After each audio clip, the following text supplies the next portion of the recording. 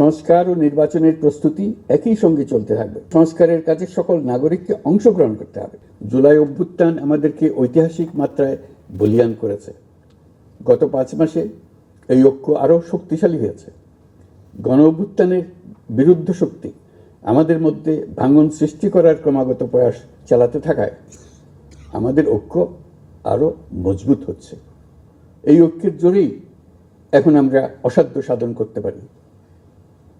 এখনই আমাদের সর্বোচ্চ সুযোগ।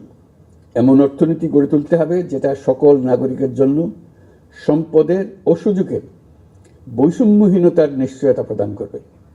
যত নিম্ন আয়ের পরিবারেই জন্মগ্রহণ করুক না কেন, প্রতিটি নাগরিকের, তিনি নারী হোক আর পুরুষই হোক, তিনি যেন বিনা বাধায় তো বটেই, বরং রাষ্ট্রের আয়োজনে তার সৃজনশীলতা প্রকাশ করে যে কোনো পর্যায়ের উদ্যোক্তা হতে পারেন, অথবা তিনি যে কোনো ধরনের কর্মজীবন চান তাই বেছে নিতে পারবেন। এমন রাজনৈতিক ও রাষ্ট্রীয় পরিবেশ থাকবে যেখানে সংখ্যালঘু সংখ্যাগুরু এই পরিচিতি অবান্তর হয়ে পড়বে। সবার একটিই পরিচয়, আমি বাংলাদেশের নাগরিক এবং রাষ্ট্র আমাকে আমার সকল অধিকার প্রদান করতে বাধ্য। রাষ্ট্রের কাছে এবং অন্য নাগরিকের কাছে আমার অন্য কোনো পরিচয় দেবার প্রয়োজন হবে না, যেখানে ব্যক্তিবন্দনার কোনো সুযোগ থাকবে না। দেশের ভেতরে বা বাইরে প্রভুভৃত্যের কোনো সম্পর্কের সুযোগ থাকবে না। আমরা বাংলাদেশের নাগরিক হবার সুবাদে হব বিশ্ব নাগরিক।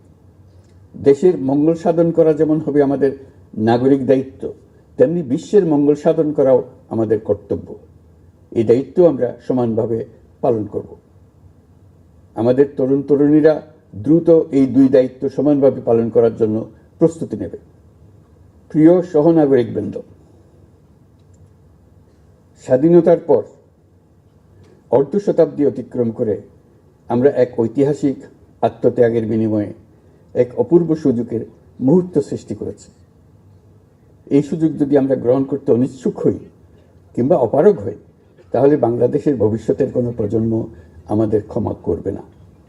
আজকের সংলাপের মূল লক্ষ্য হলো সবার পক্ষ থেকে সর্বোচ্চ কণ্ঠে ঘোষণা দেওয়া যে আমরা এই সুযোগ কিছুতেই হাতছাড়া হতে দেব না।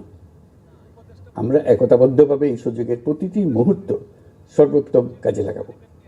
সংস্কারের যে মহান দায়িত্ব ঐতিহাসিক কারণে আমাদের কাছে এসে গেছে, এই দায়িত্ব আমাদের প্রত্যেককে, প্রতি নাগরিককে, রাজনৈতিক দলকে, প্রতিটি সামাজিক, অর্থনৈতিক, ব্যবসায়িক এবং ধর্মীয় জনগোষ্ঠীর প্রত্যেককে দৃঢ়তার সঙ্গে সংস্কারের মহাযজ্ঞে আনন্দের সঙ্গে ঝাঁপিয়ে পড়তে হবে। আজকে আপনাদের সংলাপে ঘোষণা দিন কে কিভাবে এই মহা গৌরবের দায়িত্ব পালন করবেন। সংস্কার ও নির্বাচনের প্রস্তুতি একই সঙ্গে চলতে থাকবে। নির্বাচনের প্রস্তুতির কাজ মূলত নির্বাচন কমিশনের। নাগরিকদের নির্বাচনের তারিখ না পাওয়া পর্যন্ত এই প্রক্রিয়ায় সময় দিতে হয় না। কিন্তু সংস্কারের কাজে সকল নাগরিককে অংশগ্রহণ করতে হবে। যারা ভোটার তারা তো অংশগ্রহণ করবেনই, তার সঙ্গে যারা ভবিষ্যতে ভোটার হবেন তারাও সর্বাত্মক